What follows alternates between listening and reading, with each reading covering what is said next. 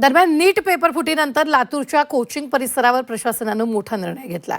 Coaching वसतिगृह खानावळ तात्काळ बंद करण्याचे आदेश प्रशासनानं दिलेत आणि या निर्णयाला विद्यार्थ्यांकडून विरोध होतोय.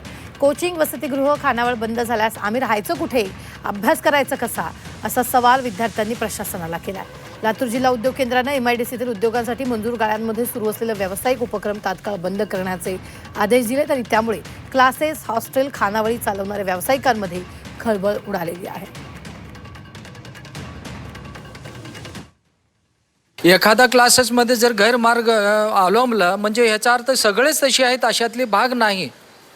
आणि कृपया सरकार जो आहे ना, आमचे मायबाप आहेत आणि शिक्षण क्षेत्र म्हणून एवढं नावाजलेलं जे लातूर हा एकदम बंद पाडणं हा महाराष्ट्राला सुद्धा हा एक लांछनास्पद आहे. या सगळ्यांवरती या निर्णयाची कुऱ्हाड पडणार आहे आणि त्यांचं जे रोजगार आहे ते 100% त्याच्या हातातनं जाणार आहे. म्हणून माझी अशी विनंती आहे सर्व इथल्या हॉस्टेल मालकांच्या किंवा मेसच्या वतीने की शासनाने याचा गांभीर्याने विचार करावा. वॉकिंग डिस्टन्सवरती इथे ट्युशन्स चालतात आणि त्यामुळे आम्ही इथं मुलांना पाठवू शकतो आणि बिंदास्त राहू शकतो. पण हा जर ट्युशन एरिया बाहेरच्या साईडला शिफ्ट झाला तर आमच्या मुलींच्या सिक्युरिटीचा खूप मोठा प्रश्न आहे आणि त्याची जिम्मेदारी नेमकं कोण घेणार आहे. उद्या प्रशासनाला विचारू शकतो का आम्ही हा जाब.